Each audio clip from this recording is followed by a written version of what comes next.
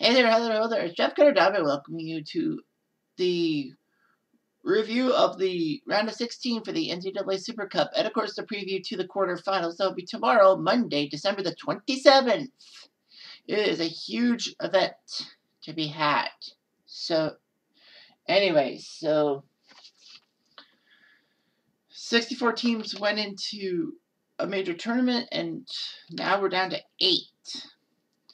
The 4 brackets, of course, are the Sugar Bowl bracket, the Cotton Bowl bracket, the Fiesta Bowl bracket, and the Orange Bowl bracket.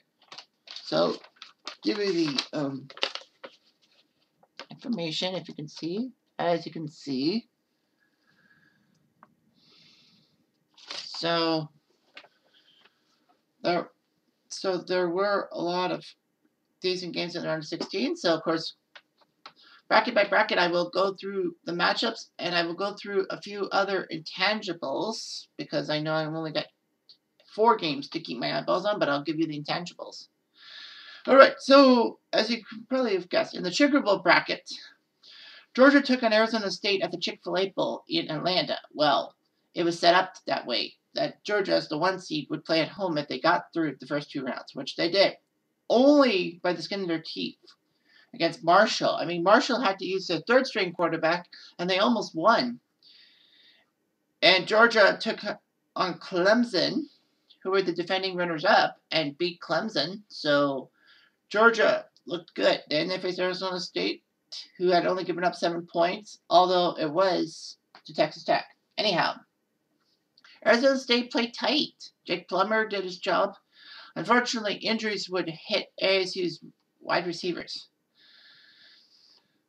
Georgia's again survived through the skin of their teeth, 17-11. So that means that Georgia, through 3 games, have only won by 16 points combined. So that's huge. Anyway, their opponent in the Sugar Bowl in New Orleans, Georgia is the home team because they're the number 1 seed, is the Notre Dame Fighting Irish. Yes, that's right. The Notre Dame Fighting Irish. The 3 seed, who easily took care of Western Kentucky and Fresno. And a lot of people said that Notre Dame got the luck of the draw, especially with the fact that Fresno beat Arkansas. So it gave Notre Dame easy access. And basically, Michigan State was taken out by Boise in the first round. So Notre Dame would face Boise. But a lot of people said Boise's going to definitely win because of the fact that, Notre Dame may be mishandling Boise. Well, one tiny little problem. Notre Dame defeated Boise in the Alamo Bowl in San Antonio. Like, Boise had kind of an advantage because they were playing in a dome stadium. So they thought, okay, we can do the weather control. And they beat Utah. But Notre Dame beat Boise 23-3. So what does that mean? Well, Notre Dame, in 3 games, have only given up not 1, but 6 points. Only 6. They've given up 6 points in 3 games. 2 measly field goals from Fresno. Notre Dame and Boise. Western Kentucky and Boise have kicked field goals. Fresno didn't even get a point off Notre Dame's defense. And Notre Dame has scored 87 points, almost 30 per game, just off by 3 points. To look at that true. So Notre Dame basically has the advantage, in a sense, on Georgia. But here's the thing, though. Georgia also will suffer because of the whole thing to do with their off defensive line. Notre Dame has no injuries headed into into the quarterfinals tomorrow in New Orleans. But Georgia does. They don't have Jones and they don't have Pollack on their defensive line. So 2 of their 4 defensive linemen are out for at least this game, and it will be this game. They're eligible to come back in the semis, but still, it's like huge for Georgia. You have 2 main guys who are, playing hard and all of that.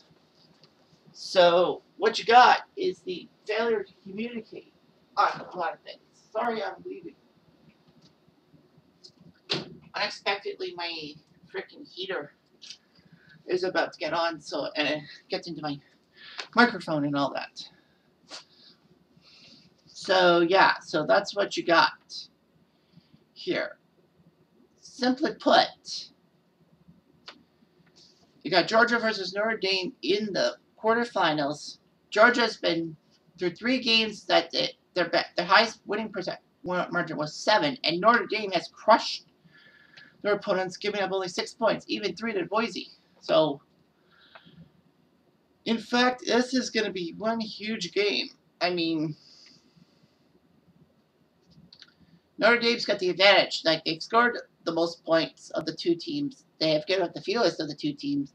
They have actually beaten their opponents easily, whereas Georgia has had to struggle. And Notre Dame doesn't have any injuries. So, a lot of people say Notre Dame's going to win this game. Okay, so that's the Sugar Bowl bracket. Now it's the Cotton Bowl bracket. You got Oklahoma, who was the 1 seed, heading into this game. Well, heading into this game, they had some pretty good games. They had a close call against UAB in round 2, but in round 3, they took on Missouri at the Sun Bowl in El Paso, where UTEP could have been, but they weren't. So Oklahoma gave up an early field goal, but their defense still ruled the day. Final score, 24-10. So Oklahoma beat Missouri. They now got 69 points for and 24 against, so that's about 23-8 on the winning average. And they will face the number 2 seed Ohio State Buckeyes. So this is the only bracket in which there will be a 1 versus 2 matchup. Ohio State had a little bit of trouble with Toledo, but crushed NC State in the first 2 rounds. And then in Jacksonville, they would take on their Big Ten rival, Wisconsin. And it was a close game. Wisconsin did pretty well, but Ohio State managed to win 15-9, despite the fact that Cam Hayward is out. The defensive end is still out for Ohio State. He will be out to the final if OSU gets this far. So if Ohio State wants to play Oklahoma without Hayward. However, Oklahoma also has an injury, and that's Dowd. One of their defensive ends, tackles is out for the game. So both teams will lose a defensive starter, in a sense. Ohio State has only given up 16 points in 3 games and have scored 59 themselves. So that's a plus 43 percentage. Plus 43 differential. Oklahoma has a plus 45. So these 2 teams actually have won their games convincingly, although they've had a few hiccups. So it's going to be tough to pick between Oklahoma and Ohio State. But I think it's going to be Oklahoma. A 1 seed's got to win because Oklahoma and Georgia are the only 1 seeds left. The other 2 1 seeds are out in the Fiesta and the Orange Bowl bracket. So logically, you got to have a 1 seed in there. So I think it'll be Oklahoma and Notre Dame in a semifinal. All right, so the left side of the bracket's done. Now for the right side of the bracket, the Fiesta Bowl bracket, the one in which there were 2 heavy favorites to take control, and they both fumbled last Saturday, the 18th. That would be Iowa and Oregon. So because of that, you had 4 unlikely teams to get in. Well, Baylor's got their passing attack from Griffin to Gordon, if you will, and Army of all teams, getting to the round of 16. Well, Baylor beat Eastern Michigan. They had a tough time with Mississippi State, but then they took on Army at the Outback Bowl in Tampa. Army shocked everyone by beating San Diego State by 10 and holding UC up to 3 points. So I figured that military-style defense was going to rule the day.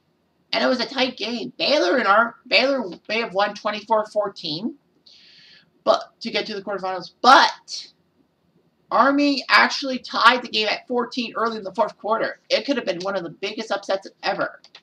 And one of the greatest Cinderella stories in history. But Army just missed out. Just so close. Baylor, as the 8th seed, will play in the Fiesta Bowl in Phoenix, and they will face Ole Miss, the Rebels. The Rebels who took down Empire State 17-7 and then took care of Oregon 27-6, too easily. Took on Kansas State, who had to have a late touchdown drive from Michael Bishop and a field goal at the buzzer to send the game to overtime, in which Kansas State beat Virginia, and then Bishop did a whole lot better against Iowa. Like, he didn't throw an interception, and Iowa's good for their defense. So K-State took on Ole Miss in San Diego at the Holiday Bowl, and Ole Miss won 21-12. Can't blame Michael Bishop. He didn't throw an interception again. But it's just Ole Miss has the great, like CeeDee Lamb and Joseph Adai running. I know that technically they aren't there because Joseph Adai played for LSU and Ole Miss played for Oklahoma. And Oklahoma, CeeDee Lamb played for Oklahoma. But because I wanted to install fairness and then I'm doing like dynasty mode and all that, I put them in different universities so that they can get in and don't have to be clogged. I think LSU or Oklahoma. So yeah, so Ole Miss picked up those two players, and with Archie Manning, Ole Miss as the 10 seed gets in. Baylor will be the home team. Forgot to mention that Baylor has 78 points in their 3 games. So they had 27, 27, 24. So they haven't scored less than 24 points in their 3 games. They have given up 27, which is a high number, but you know what? Who cares? I mean, when you're scoring a lot and you have a plus 51 point differential, you gotta love it. Ole Miss, by the way, has a plus 40 average. They've scored 65 and given up 25, so that's not bad. You know, these two defenses will be good. Ole Miss, unfortunately, will have an injury. They have Johnson, the right end, who's out of the tournament due to injury, but they're still moving on with their other guy, that number 7. So that's the Fiesta Bowl, and now the Orange Bowl bracket. So the 1 seed was Bama, who crushed Central Michigan and App State.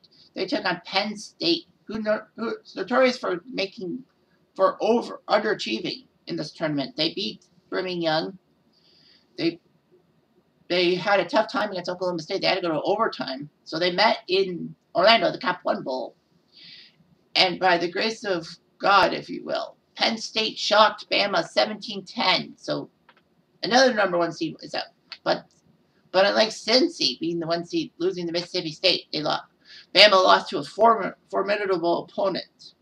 So Penn State's in the quarterfinals. I don't know if that's the first time they've been in the quarterfinals in the new era from 2015 onwards. I think they've been to 1 or 2 quarterfinals other than that. I'll have to take a look.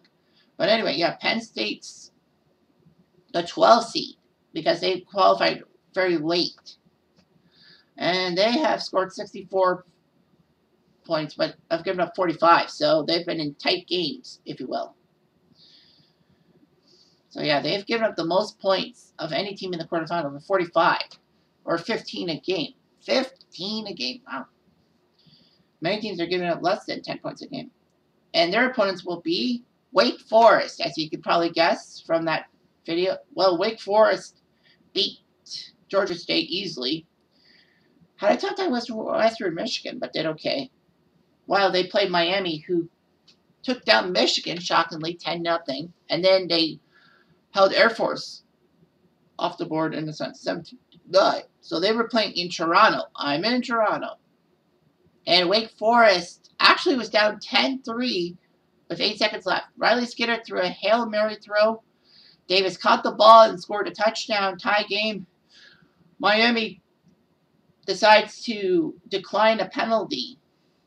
Accept a holding penalty instead of just taking the ball and just going down the field for a field goal. But I think they were hoping for, Wake had a 4th and 20, which they converted for a touchdown. And then Miami couldn't score themselves, which was shocking. So Wake Forest is in. Now, Wake Forest was the 3 seed because they qualified fast. So Wake Forest will take on Penn State in Miami. And Wake Forest will be the home team because of their seeding. Wake Forest actually has been no lightweight. They've only given up 17 points. 10 of them were to Miami. But yeah, Wake Forest has done pretty well. A plus 39 scoring margin. That's not bad. So Penn State's been in tight matches. But a lot of people do say Penn State will win this one because Wake Forest got lucky. Some say it's going to be a Baylor-Wake Forest final. Final 4 matchup. And the question, Baylor-Penn State. I think Penn State's got this one. I would probably say Notre Dame-Penn State because they've had a rivalry of epic proportions. So that's the early prognostication, is that Penn State will take on Notre Dame in the final, by my guess, and Notre Dame might win. But, I am not good at prognostication sometimes. So, yeah, of course, once again, let's give you the sheet of paper so that you know what's been going on. All right, so that is that. So anyway, hopefully we'll get through this together. And of course, there will be a video highlighting the semifinal matchups to be held soon. So anyway, thanks for watching. I'm Jeff Diamond. Have a good day.